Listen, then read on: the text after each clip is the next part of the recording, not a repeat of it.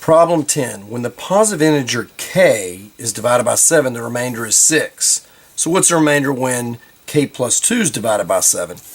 Let's look at it this way. If we're dividing by 7, that means we're putting things in groups of 7.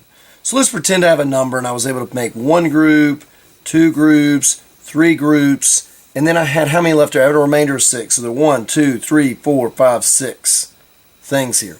So I had 7 here, and 7 here, but I had 6. I didn't quite have enough to make another group. How many more did I need to make another group? Yeah, only needed one more little guy right there. If I had that one more guy, ooh, it would have made a perfect thing. I wouldn't have any remainder.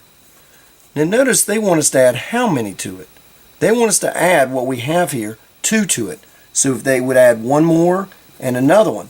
When they add that one more, since the remainder was 6, when they add that one more, that's going to form a group, isn't it? And we're going to have a perfect number of groups, but how many now, what's the remainder now going to be? How many are left over out here? 1. You have a remainder of 1. Because basically you knew there was a remainder of 6. You added 2 more to it. So we added 2 more, which when we add the 1, whoo, made a whole group, and then you had 1 left over, so you're going to have a remainder of 1. It's always that way. If you divide by 5, you're going to have sets of 5, and then if you have, a remainder of 2, that means there's 2 left over out here.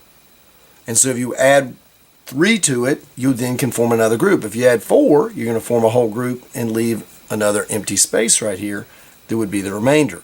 You got to think of it that way. When we're dividing by 7, we're putting in groups of 7. There's 6 left over here. So then when we add 2 more to our integer, we're adding 2 more places. Well, once we add that 1, we're able to form a whole group, and then it creates a remainder of 1. There's problem 10.